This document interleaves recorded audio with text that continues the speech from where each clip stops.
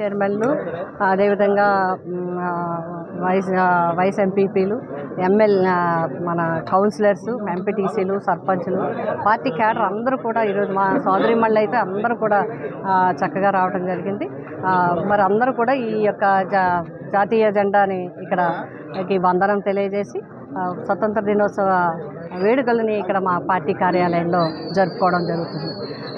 ఇక్కడ మనమందరం కూడా తెలుసుకోవాల్సింది ఏంటంటే ఇది 78వ స్వతంత్ర దినోత్సవం.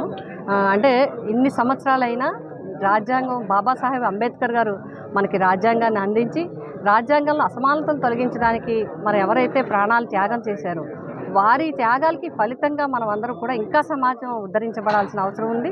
ప్రభుత్వాలు అందుకు అనుగుణంగా కేంద్ర రాష్ట్ర ప్రభుత్వాలు పనిచేయాల్సిన అవసరం ఉంది. ఇక్కడ చెప్పుకోవాల్సిన విషయం ఏంటంటే జగన్మోహన్ రెడ్డి గారి ప్రయత్నం ఒకటే, అసమానతలు తొలగాలని. అందుకోసమే ఆయన పేదవాళ్ళందరికీ విద్య ఉండాలని చెప్పి మరి అమ్మఒడి కార్యక్రమం ద్వారా విద్యాశాతం పెంచడం, ఆడపిల్లల చదువుని పెంచడం, చదువు భారం కాకుండా ఉండే విధంగా చేయడం, నాడు నేడు ద్వారా స్కూల్స్ అన్నిటినీ డెవలప్ చేయడం.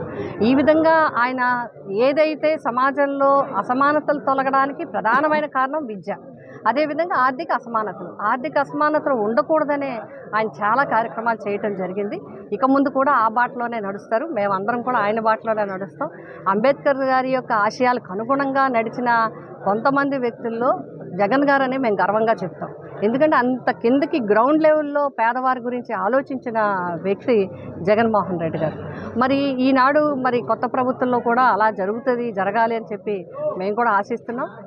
ఏ విధంగా అయితే అధికారంలోకి వచ్చారో, ఏ మాటలు చెప్పి అయితే ఈ ప్రజలకి వాగ్దానాలు ఇచ్చారో ఆ వాగ్దానాలన్నీ నెరవేరాలని మేము అందరం కూడా కోరుతున్నాం. మేము ఎదురు చూస్తూ ఉన్నాం. ప్రజలు వాళ్ళ అధికారం వచ్చేసింది, 5 సంవత్సరాల వరకు ఎవరు ఏమి చేయలేరు కాబట్టి ప్రజలు కూడా అడగలేని పరిస్థితిలో ఉంటారు. వెంటనే ఇంకా 3 నెలలు అయింది, ఇంకా 100 రోజులు కాలేదు. 100 రోజులు కానప్పుడు 100 రోజుల్లో చేయాల్సిన కార్యక్రమాలు కూడా చేయట్లేదనేది ప్రజలు బాధపడుతున్నారు తప్ప ఎవరు వాయిస్ ఇంకా రైజ్ చేయలేని పరిస్థితి ఉంది. కాబట్టి ప్రజలకి ఎప్పుడే ఇబ్బంది కలుగుతుందో ప్రతిపక్షంగా మేము కూడా పటిష్టమైన ప్రతిపక్షంగా ప్రజల వెన్నంటి ఉండి మేము నడుస్తాం.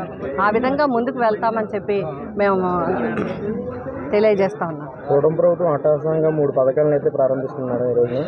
ఇందులో భాగంగా పార్టీ కార్యాలయాన్ని కానీ అన్న క్యాంటీన్లు కానీ రంగులు విద్యుత్ దీపాలతో అలంకరించారు.